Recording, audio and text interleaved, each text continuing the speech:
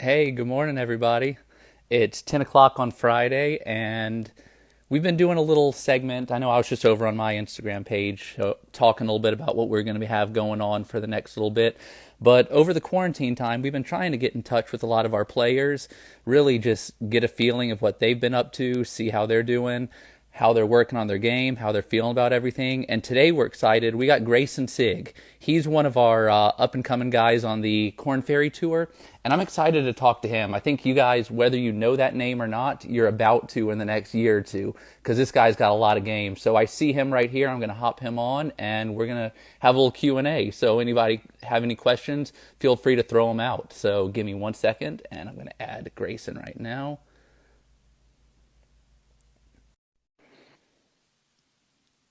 Here he comes. Chris, Hey, what's going hey, on, buddy? hey, what's going on, Grayson? How are you? I'm great, man. You? Doing really well. You're out on the course. I'm a little jealous of you right now. Yeah, it's a nice morning, so figured I had to come out and hit a couple balls before I kind of got my day started. So That's off all. to a good start. Is it pretty cold there right now?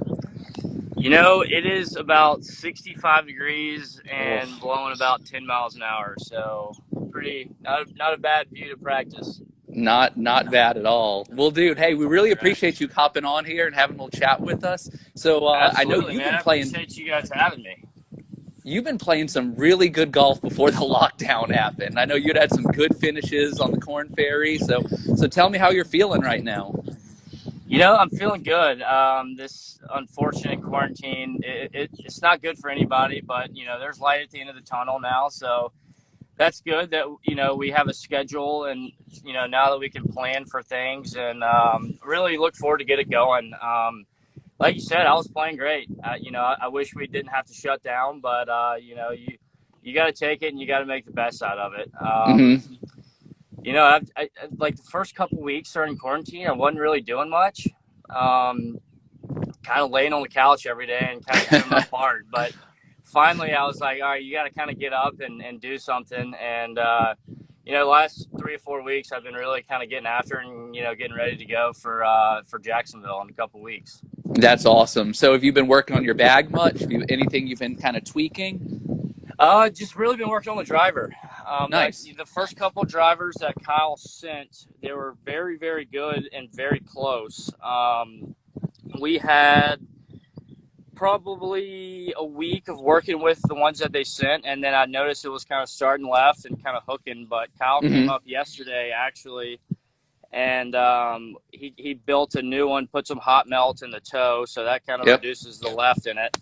And I mean, I played it for one day, but I love it. And I was telling Kyle yesterday, I feel like I could go play a golf tournament with it tomorrow. So That's awesome. it's really, really good, and it's performing really good. So Glad to hear that. So one thing I wanted to ask you before we start talking yeah. about what's in your bag and everything is y'all played yesterday, and I know you're one of those guys who's not afraid just to go crazy low. So did you shoot something ridiculous yesterday? I'm not really sure what I shot. I think I made 7 or 8 birdies yesterday at Frederica. I know I beat Keith's ass pretty good, so Nice. that was always fun. That's always fun to get him. So we had a good time. I know I made some birdies, and I'm not, like I said, I'm not exactly sure what the scorecard said, but it's a pretty good day. So if I'm correct, you've shot 59 and 58 with the clubs I recently. did. I Talk to did. me about what it takes to just mentally to be able to do that, because not a lot of guys are able to do that. Yeah, I mean, it's definitely not easy. I never really thought I'd be in the 59 club and the 58 club. So I shot 59 on the McKenzie Tour in Kelowna last summer. Mm-hmm. And it was in the final round on Sunday. I think I was like T40 going into the last round. So it's one of those things. I really had nothing to lose. Mm-hmm. I could go shoot one over and, really just try to go out and shoot a low round and really have no expectations and try to move up the board as much as possible.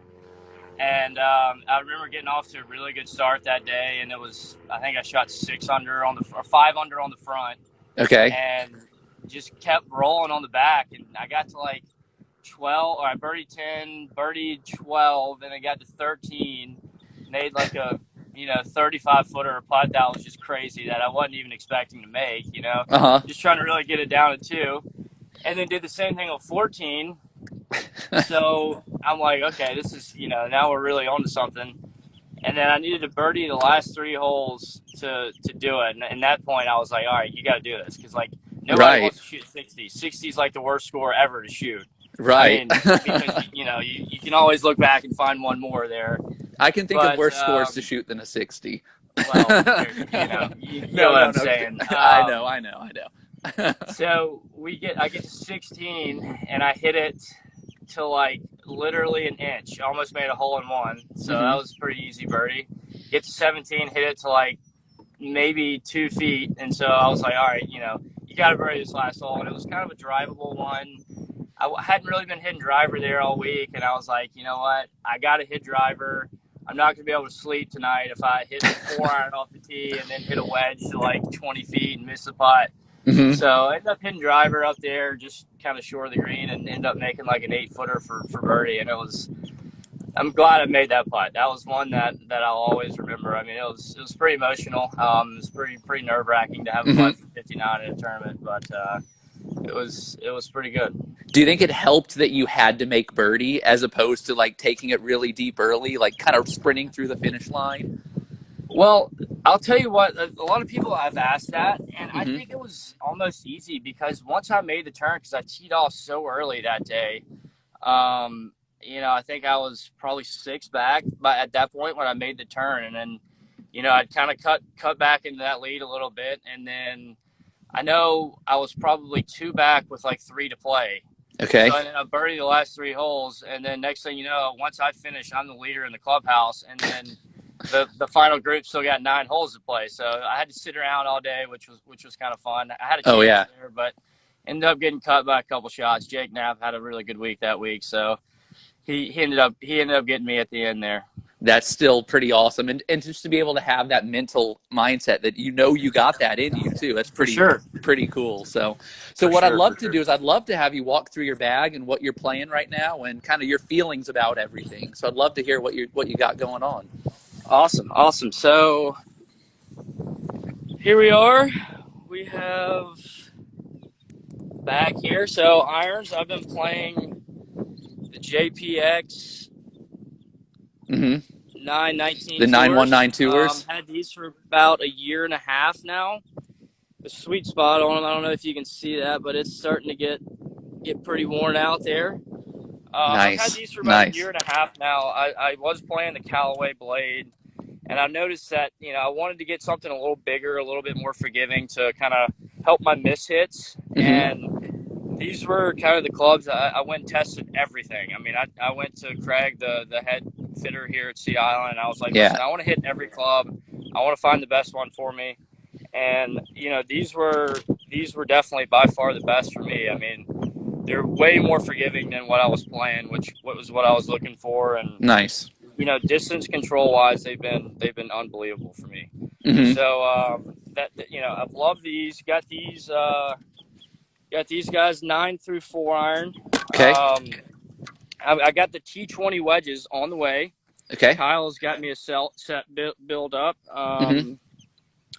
I got a fly high 2 iron, Okay. and let's see the driver. Nice. This ST is the 200. new Kyle freshly built bomb dropper here, ST200. Like I said, the first couple times I hit it, I knew it was good. There was, I knew I had to do a little work with it because it was kind of hooking a little bit. But I Hmm. mean, Kyle was so great to me, and he was absolutely just willing to help me. And I mean, it took like a week for us to get this driver right, and it's been nothing but really good the last couple of days. So looking forward to really getting it dialed in here. Love to hear that. So, what shafts do you got playing? I saw that was one of the questions we got asked on your irons So and I on your got. woods. Let's see if we can get this. This is a white tie Ozix. It's an old shaft. I've actually played Hmm. it for about 7 years actually, it's one of those things that I kind of need to switch and kind of get into some new technology. Hmm. But it's been great. It's awesome. And this is I got the S400s and all. I don't know if you can see that. Yep, He's the tour kind of issue sketched out. SDGs. S4, yeah. And like I said, I played the S4 all my life as well. I got the S4 and the wedges as well. So So you've got a couple like old school things. So it feels like, are you the type of guy who doesn't like to tinker too much, or are I you? don't. I kind of once I get my a driver that works or a 3 wood, a 2 iron that works. I don't really like to change because you know how it's going to react. I mean, your miss hits, what they're going to do, where you tend to miss it, and I just feel like changing stuff it changes everything, and being confident with what you got. It's always most important to me. And I've played all these shafts for all my life, especially the S4. I played the S4 Mm-hmm. growing up, so that was kind of what I learned to play golf in. So, and just kind of stuck with it, and it's performed really well. So That's great. How about in terms of like fairway woods and stuff? I know you might not have Mizunos in there, but I'm curious what you are playing, and just so we can, always know what you're thinking about. absolutely. So this is another one that I've had for a while. This is actually the Epic. Yep. Mm-hmm. Set on 13 and a half degrees, so it's pretty hot. Okay. And I have the Tour AD. What is it? The TP8. It's hard to see. The chassis is so old. Yep. But this was one that I made in college. I got it sent to me, and it was one of those things where I kind of tinkered with it and cut it down. It's probably, if Kyle were to look at it, he'd be like, "Man, what are you playing in this 3-wood? This thing's like all jacked up. Swing weight's probably way off." But I tinkered with it, and it's one of those things where I started hitting it, and I know what it does, and I love what it does, so I haven't changed it. And I think that this is a thing with the driver too. Once I Mm-hmm. get this driver, the one that Kyle got me now, is I just don't think I'll ever change from it because it's so good and it's so consistent. So that's just really what I look forward to in a golf club. It's funny. One of the things that we keep hearing over and over again is that, I've been going around talking to some other players and stuff as well, and that 3 wood is so personal in terms of what it does. Like you said, it might not be the best spec wise, but it might be There's shanked up. yeah But yeah. There's always a club. There's always like a 3 wood or a hybrid, and I feel like everybody's bag that's just like mm-hmm. been there forever. I mean, it's like Henrik Stenson. He hit that 3 wood for like 15 years or something until it cracked. Right. If you hit So that 3 wood like Henrik did, though, there's no reason to change I that know, thing. correct. So that's kind of the way I have a love relationship with my 3 wood, just like Henrik did too. So, but yeah, I mean, there's always a club that you can never really let go. So Yep.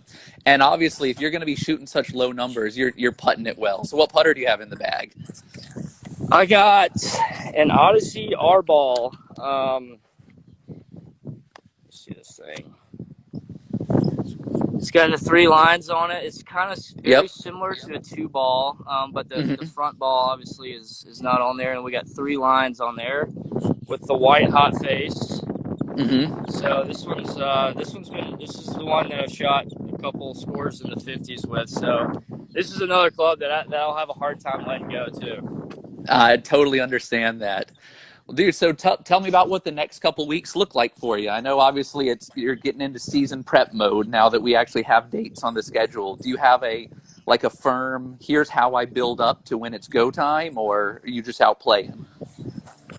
I'm more of a player, to be honest. I don't really like to come out and hit a bunch of balls. I mean, like I said, I just prefer to play. So, we've Mm-hmm. been playing a lot, getting groups of about 8 guys and just going out and everyone putting some money in and trying to go win it. Mm-hmm. I just feel like that's best for me over the years. That's worked best for me, is just going out and competing and trying to beat some guys. And I think I'll be ready to go come time for Jacksonville.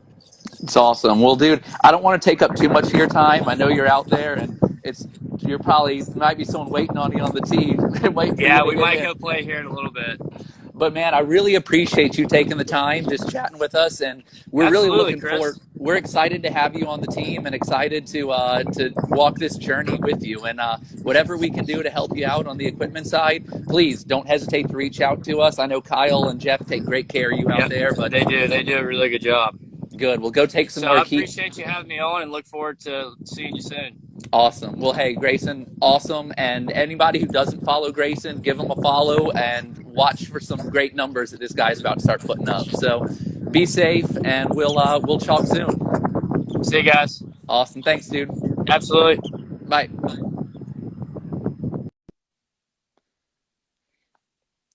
Hey, well, thank y'all for watching. I know that was, I wanted to let him get back to his practice round, but wanted to just make sure everybody realizes how good this guy is. And we're very fortunate to have him choosing to play Mizuno. I love the fact that he said, you know, he kind of went through and tested everything and that the 919 tour is what worked best for him. Obviously, as a non-tinkerer, that means he was looking for something and he knows what he's looking for. And the fact that he chose our clubs, we're very fortunate for that. So appreciate you guys tuning in. I think we're going to post this on the Mizuno Instagram page as well, so you can go back and watch it later.